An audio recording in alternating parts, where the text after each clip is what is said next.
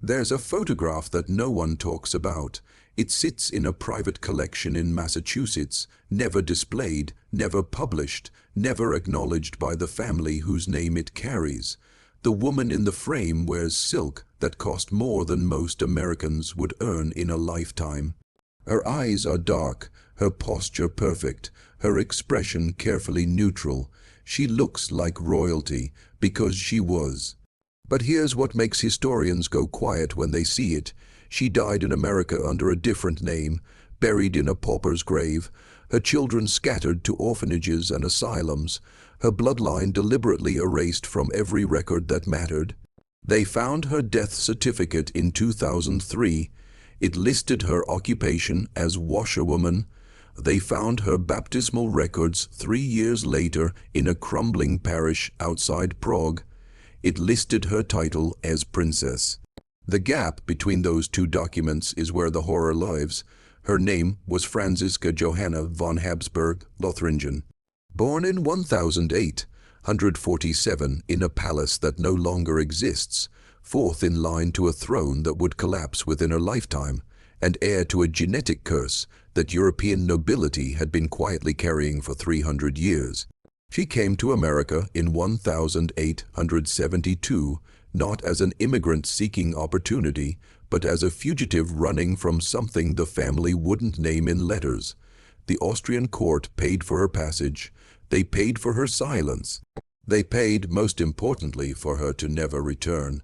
By 1875, she was living in a tenement in Pennsylvania under the name Frances Johnson.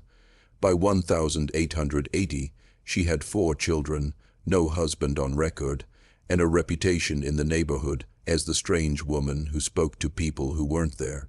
By 1889, she was dead. Officially, it was typhoid, but the attending physician's notes, discovered in 2011, tell a different story. He wrote 4 words in the margin of her file, then crossed them out so violently the pen tore through the paper. You can still read them if you hold the document to the light, same as the mother. The Habsburg family didn't just rule Austria. They ruled Spain, Hungary, Bohemia, and at their height, controlled territory that stretched from the Netherlands to Naples. They married only each other, cousins to cousins, uncles to nieces, keeping the blood pure, keeping the throne secure, keeping the wealth inside the family. For 5 centuries this worked. Then it didn't. By the time Franziska was born, the genetic consequences of 300 years of inbreeding had become impossible to hide. The famous Habsburg jaw, the underbite so severe that some emperors couldn't chew their food. The seizures, the stillbirths, the children born with conditions that didn't have names yet, that wouldn't have names for another 100 years. But there was something else. Something the family physicians documented in private journals that were sealed by court order and wouldn't be opened until 1978. They called it the melancholy. We would call it something different now. Franziska's mother, Archduchess Maria Annunziata, spent the last 12 years of her life in a private wing of Schönbrunn Palace that had bars on the windows. The official story was tuberculosis. The servants knew better. They heard her screaming at night, long monologues directed at family members who'd been dead for decades, entire conversations with her children, who were still alive and terrified in rooms down the hall. The court physician, Dr. Eduard von Habsburg, kept meticulous notes. He described episodes where the Archduchess would become convinced that her skin was infested with insects that no one else could see, where she would refuse food for weeks, certain it was poisoned by rivals at court who didn't exist, where she would lock herself in her chambers and write letters in a language that wasn't quite German, wasn't quite anything, page after page of words that almost made sense but didn't. In his final report before her death in 1871, he wrote a single sentence that the family tried to have stricken from the record. The condition appears in her daughter. Franziska was 24 years old. She'd been married briefly to a minor German count who annulled the marriage within 6 months, citing reasons the court sealed. She'd given birth to a child who died at 3 days old, cause of death unlisted. And she'd begun to show signs of what her mother had. The Habsburg family physician examined her in January of 1872. His recommendation was immediate and unambiguous. She could not marry again. She could not remain at court. She could not, under any circumstances, be allowed to have more children. The family made a decision. They gave her money, a fake name, and a one-way ticket to New York. They told the court she died of scarlet fever. They held a funeral with an empty coffin, and they never spoke her name again. She arrived in America in March of 1872. The passenger manifest lists her as Frances Johnson, aged 26, traveling alone, no family contact listed. She had 3 trunks with her. When those trunks were finally traced and opened in 2009 by a researcher working on immigrant histories, they contained things that made no sense for a woman traveling under an assumed name. Court dresses with the Habsburg crest carefully cut away, jewelry that had been pried from its settings, the gold melted down, the stones reset in cheaper metal, letters in sealed envelopes addressed to people with titles never sent, and a medical diary written in Franziska's own hand, documenting symptoms that started on the voyage across the Atlantic: insomnia, auditory hallucinations, a growing certainty that the other passengers were discussing her in whispers, plotting against her, working for the family she'd left behind. On the final page, dated 2 days before the ship docked, she wrote something that researchers still argue about. "I hear mother in the walls. She says I brought it with me." She ended up in Scranton, Pennsylvania. No one knows why Scranton. The city's records show a Frances Johnson renting a room in a boarding house on Lackawanna Avenue in April 1872, employed as a seamstress. Her landlady's diary, discovered in an estate sale in 1998, describes her as refined, well-educated, and deeply strange. She would work through the night, talking to herself in what sounded like multiple languages. She refused to eat food she hadn't prepared herself. She kept the curtains drawn even during the day and would sometimes stand at the window for hours, watching the street below as if expecting someone. In June of 1873, she gave birth to a daughter. There was no husband, no father listed on the birth record. The child was named Johanna, after Franziska's middle name. The midwife who delivered the baby told neighbors that Franziska had screamed through the entire labor, not in pain, but in terror, begging them not to let it take the child. When they asked what she meant, she went silent and wouldn't speak for 3 days. By 1875, there were 3 more children, all girls, all born within 2 years of each other, all with different fathers that Franziska would never name. The neighbors began to talk. The church began to ask questions. And Franziska began to unravel in ways that even the landlady, who'd seen her share of troubled women, found disturbing. She would dress the children in clothes she'd sewn herself, elaborate dresses that mimicked the court fashion she'd grown up in, and parade them through the tenement hallway, announcing their titles to bewildered neighbors. She would lock them in their room for days, convinced that someone was coming to take them back to Austria, back to the family, back to the palace with the barred windows.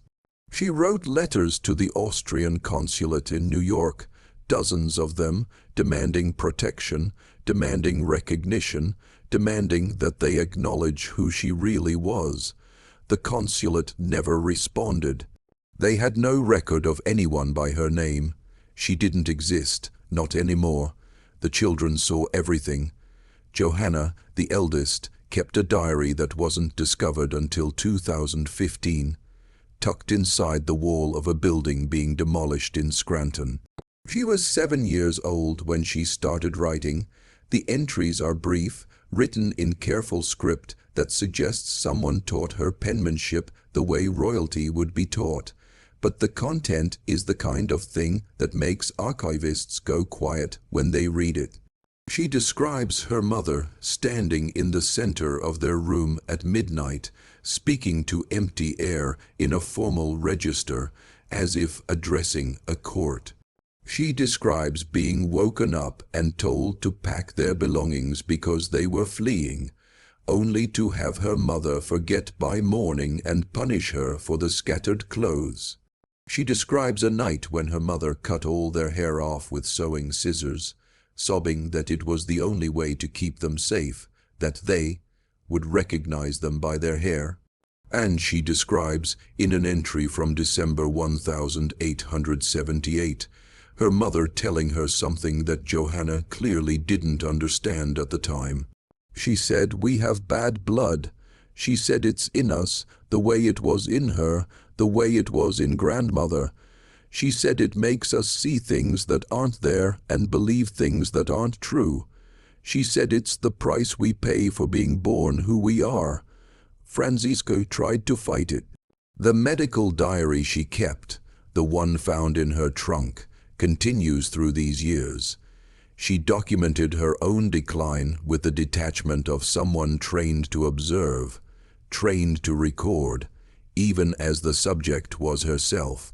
She wrote about periods of clarity where she understood that the voices weren't real, that the threats weren't real, that she was ill in a way that had no cure. Then she wrote about periods where that clarity vanished and she was certain, absolutely certain, that agents of the Habsburg court were living in the boarding house, watching her children, waiting for the right moment to act. She dosed herself with laudanum to sleep. Then she stopped sleeping because she didn't trust what happened when she was unconscious. She tried to find doctors who would understand what she was describing without committing her to an asylum. No one did. In America, in 1878, a woman who claimed to be Austrian royalty and heard voices was either a liar or insane. There was no third option. The breaking point came in January of 1880. A neighbor found Johanna and her sisters locked in a closet, hungry and terrified, while Francisco barricaded the door with furniture and screamed at someone in the hallway who wasn't there. The police were called. Francisca was briefly detained, then released when she became lucid enough to explain it away as a misunderstanding, a moment of panic, nothing more. But the children were taken, not by the state, not officially, but by the church. The priest at St. Mary's had been watching the family for months, had seen enough to know that the children weren't safe, and had connections to Catholic orphanages that would take them without asking too many questions. Francisca fought. She went to the police, to the courts, to anyone who would listen, demanding her children back, showing documents she claimed proved her identity, her lineage, her right to be taken seriously. They looked at the documents. They were real, authenticated seals, noble signatures, records of birth in a palace, and they dismissed them anyway because this was America, and in America, crazy women with delusions of grandeur didn't get their children back. Francisca died alone 9 years later. The death certificate, filed in February 1889, lists her as Frances Johnson, washerwoman, aged 40, 2, cause of death typhoid fever. She was buried in a mass grave at Dunmore Cemetery, a potter's field where the city buried indigents and unclaimed bodies. No marker, no record of exactly where in the trench her remains were placed. The attending physician was Dr. Samuel Garrett, a general practitioner who worked primarily with the poor. His casebook was donated to the Lackawanna Historical Society in 1974. The entry for Frances Johnson is longer than it should be.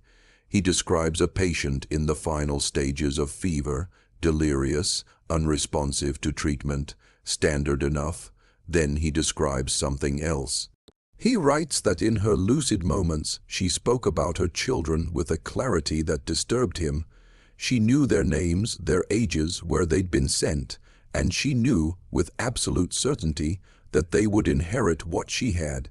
That it was already starting in the eldest, that there was nothing anyone could do to stop it. He asked her what she meant. She told him about her mother, about the palace with the barred windows, about the family that had carried this in their blood for generations, hidden it, denied it, called it melancholy when it was something worse. He didn't believe her, not then, but he wrote it down, and then, in the margin, he wrote those 4 words. Same as the mother. Then he crossed them out. The children were scattered. Johanna, the eldest, was sent to St. Joseph's Orphanage in Wilkes Barre. Records show she stayed there until age 16, then disappeared from all documentation until 1901, when she was admitted to the state hospital for the insane in Harrisburg. The admission papers describe a young woman suffering from severe delusional episodes, convinced she was being hunted by foreign agents, convinced her real family was royalty, convinced that the other patients were plotting to poison her. The attending psychiatrist noted that her symptoms were remarkably similar to cases he'd read about in European medical journals, studies of hereditary madness in isolated populations where intermarriage was common. He wrote a paper about her case, published in 1903, changing her name to protect her identity. He titled it Hereditary Psychosis in a Subject Claiming Noble Lineage. The paper describes her decline in clinical detail. The voices that started in her early 20s, the paranoia that made her unable to work, unable to trust anyone, the eventual catatonia. She died in the asylum in 1924, aged 51. She was buried on the hospital grounds, in a cemetery reserved for patients whose families never claimed them. Her sisters followed similar paths. One made it to age 30 before the symptoms began. One showed signs as early as 14. All of them ended up in institutions. All of them died there, and all of them, according to the psychiatrists who treated them, showed the same pattern. A hereditary condition, passed from mother to daughter, that destroyed their ability to distinguish reality from delusion. The doctors couldn't cure it. They could barely understand it, but they documented it.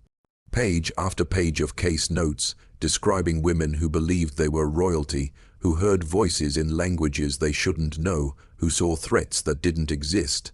The doctors assumed it was all delusion. The ravings of sick minds. They never considered that some of it might be true, that these women really were descended from royalty, that the voices they heard might have been memories, genetic echoes of ancestors who'd gone mad in palaces across Europe. That the condition they suffered from wasn't random, but the inevitable result of 3 centuries of keeping the bloodline pure. If you're still watching, you're already braver than most. Tell us in the comments, what would you have done if this was your bloodline? The story should have ended there. A forgotten princess, dead children, a bloodline that destroyed itself in American asylums while the world moved on. But it didn't end, because Johanna had a daughter. The records are fragmentary, pieced together from asylum logs and church registries and census data that doesn't quite match. Sometime around 1899, before her final commitment, Johanna gave birth to a girl. The father is unknown, the circumstances are unknown. What is known is that the child was taken immediately, placed with a Catholic family in Philadelphia who were told nothing about the mother except that she was unfit. The child was baptized Mary Catherine Sullivan. She grew up believing she was Irish. She had no idea who her grandmother was, no idea what she'd inherited.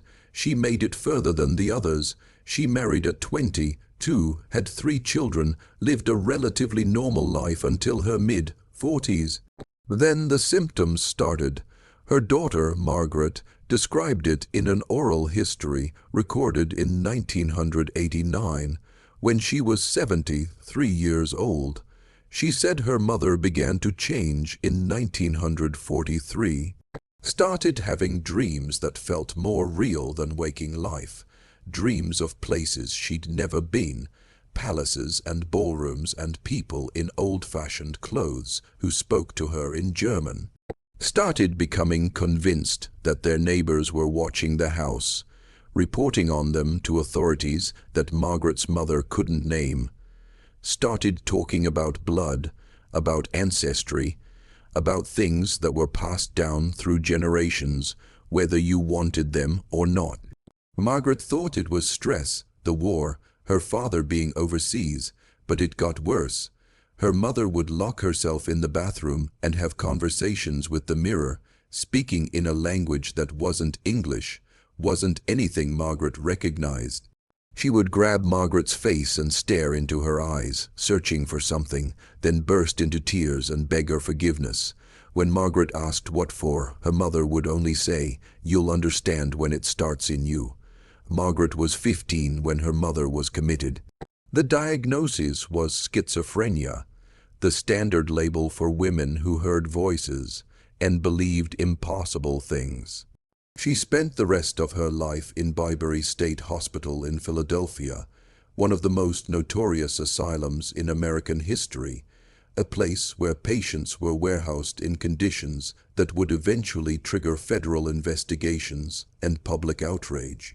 She died there in 1968. Margaret visited once.